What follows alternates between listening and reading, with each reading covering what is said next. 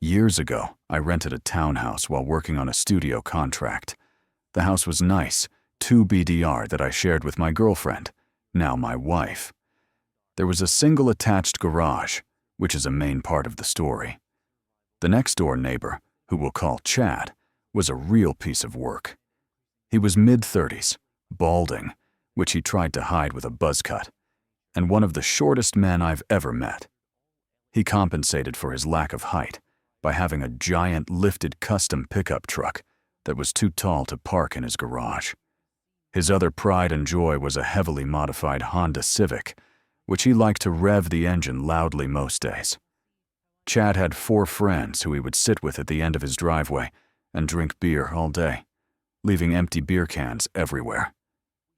When I started renting the house in the spring, Chad was initially friendly, offering to move his car to allow the movers to easier access the house. He parked in both spots, despite a visitor lot right across the street. After the movers left, Chad mentioned that the previous tenants let him use their garage for his car in the winter, as his was full of exercise equipment and the sweet motorcycle he was building. I told him that the landlord hadn't given me the key or the access code yet, and the only way I could open the garage was from the inside. Chad mentioned that neither his keys nor the code he had worked anymore either.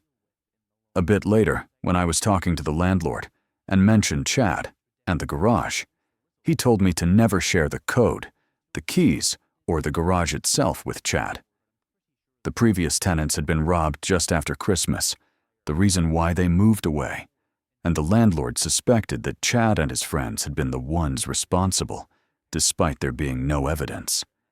The landlord changed the locks and access code as part of cleaning up the house for a next tenant. A month or so later, I learned from another neighbor that Chad's dad had been a local cop and died when Chad was a teenager, and the police gave him a pass on disturbance calls and the like, something he took advantage of. Chad kept pressuring me to give him access to my garage and got really angry when I finally told him no. Maybe his temper stemmed from his lack of height or some other factor, but he was upset enough that his friends had to hold him back from physically attacking me. From that point on, I would find empty beer cans on my lawn. He and his friends would cackle my wife when they saw her alone. He would park his truck, blocking access to my driveway, would blast music at all hours of the day and night, and other ways to make a nuisance of himself. As winter came, things got worse as he was no longer allowed to park his truck on the street and was denied parking in the visitor lot. Later, some kids vandalized the car cover to his Honda and scratched the paint, which he blamed on me not letting him use my garage.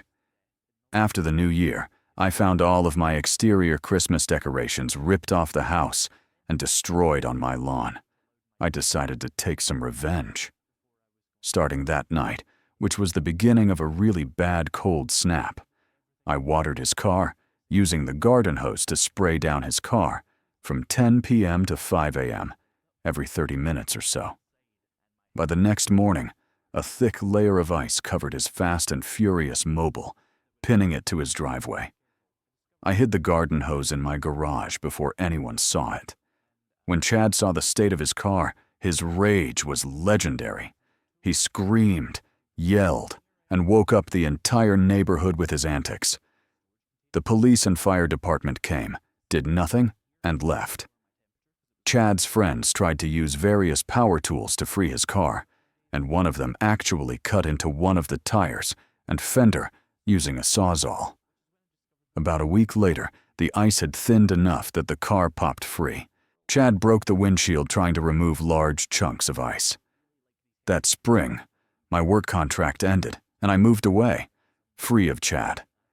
I decided to share this story, as I'm still good friends with my previous landlord, and he told me that Chad and his friends are now in jail after they got caught robbing a convenience store just after the recent holidays.